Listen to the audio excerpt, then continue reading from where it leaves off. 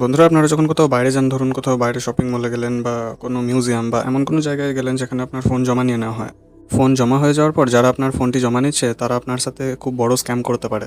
এবার দেখুন স্ক্যামটি কীভাবে হয়। আপনি ভাবছেন যে আমার ফোন তো লক থাকে, তো আমার সাথে কেউ কী করে স্ক্যাম করে নিতে পারে। দেখুন, যারা আপনার সাথে স্ক্যাম করবে, আপনি তো ফোনটা জমা দিয়ে দিয়েছেন, এবার তারা কী করবে, তাদের কাছে সিম এজেক্টর টুল বা তারা নিজেদের কাছে একটি সেফটি পিন রেখে দেবে।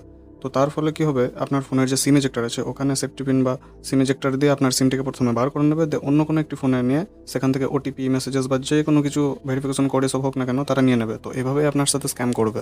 এর থেকে বাঁচতে হলে দুটো ট্রিক বলছি, এই দুটো ট্রিক ইউজ করতে পারেন। প্রথম ট্রিক এটাই যে আপনি আপনার সিমকে পিন দিয়ে লক করে দিতে পারেন। এবার সমস্যাটা এটাই যে পিন দিয়ে যখন লক করবেন না, তখন পরে যদি আপনি 2-3 বার ধরুন পিন দেওয়ার পর পিন ভুলে গেলেন বা ধরুন ফেল হয়ে গেল কোনো সময় 2-3টা অ্যাটেম্পটস নেওয়ার পর, তো আপনার সিম পুরোপুরি বন্ধ হয়ে যেতে পারে এবং কাজ করা বন্ধ হয়ে যেতে পারে।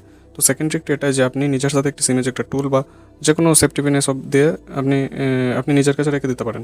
এবং যখন কোথাও জমা দেবেন তার আগে সিমটিকে বার করে নিয়ে আপনি নিজের সাথে একটি ছোটো ধরুন কোনো ভেসলিন, পন্ডস বা বোরোলিনের ছোটোখাটো কোনো খালি কোটোও রেখে দিতে পারেন, দিয়ে সেইগুলির মধ্যে ভরে পকেটে রেখে দিতে পারেন। তো এভাবেই আপনি সেফ থাকতে পারেন।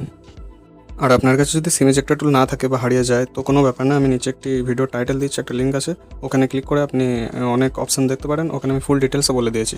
বন্ধুরা, আরেকটি জিনিস যেটি ম্যাক্সিমাম মানুষই করে না, সেটি হচ্ছে লক স্ক্রিনে নোটিফিকেশন অফ করা।